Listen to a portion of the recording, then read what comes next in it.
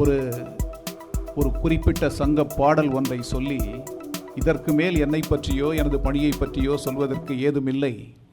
உச்சநீதிமன்றத்தின் நீதிபதியாக என்னை நியமித்து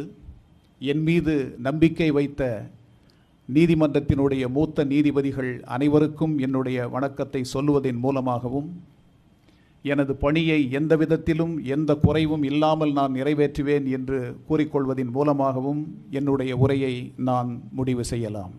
ஒரு சங்கப்பாடல் ஒன்று சொல்லும், 80 வயது மிக்கவனாக நீ இருக்கிறாயே, உனக்கு இளமை பொருந்திய தோற்றமும் செயலிலே இளமையும் பொருந்தியதாக நீ இருக்கிறாயே, அதற்கு என்ன காரணம் என்று ஒரு வயோதிகனை, தோற்றத்தில் இளைஞனாக தோன்றக்கூடியவனை கேட்டார்கள். அதற்கு அவன் பதில் சொன்னான், நான் வாழக்கூடிய வாழ்க்கை அறம் சார்ந்த வாழ்க்கை. இந்த வாழ்க்கையிலே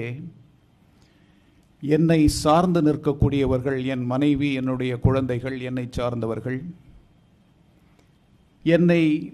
ஒரு நல்லவனாக மதித்து என்னோடு பயணிக்கக்கூடிய என்னுடைய மக்கள், யார் என்னுடைய கொடையின் கீழ் நான் என் வாழ்க்கையை நடத்துகிறேனோ அந்த அரசை நடத்தக்கூடியவன், இவர்கள் அனைவருமே அறச்சிந்தனை மிக்கவர்களாக வாழ்கின்ற காரணத்தினால், என் சிந்தனையும் அறம் சார்ந்தே காலகாலமாக இருந்து வருவதினால் நான்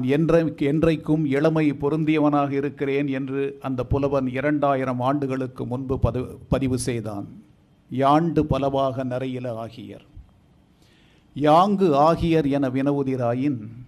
மாண்டை என் மனைவியோடு மக்களும் நிரம்பினர். யான் கண்ட அனையர் என் இளைஞர், என் வேந்தனும் அல்லன செய்யான் காக்க அதன் தலை,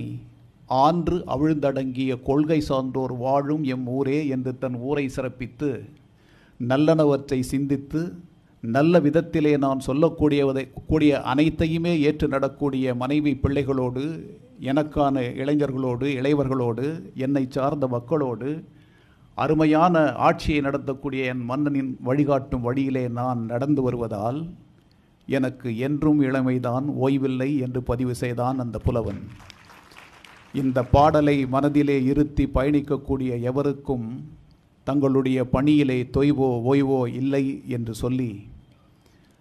என் மீது கொண்ட அத்தனை நல்ல உள்ளங்களுக்கும் அவர்களுடைய அன்பிற்கும் என்று என்னுடைய நன்றியை செலுத்தி, எனது பணி இறைவனுடைய ஆணையால் நடக்கக்கூடிய பணி, என்னை நன்றாக இறைவன் படைத்தனன் தன்னை நன்றாக தமிழ் செய்யுமாறே என்று சொல்லி 3000 பாடல்களை தந்தவனின் வழியில் வந்த பணி,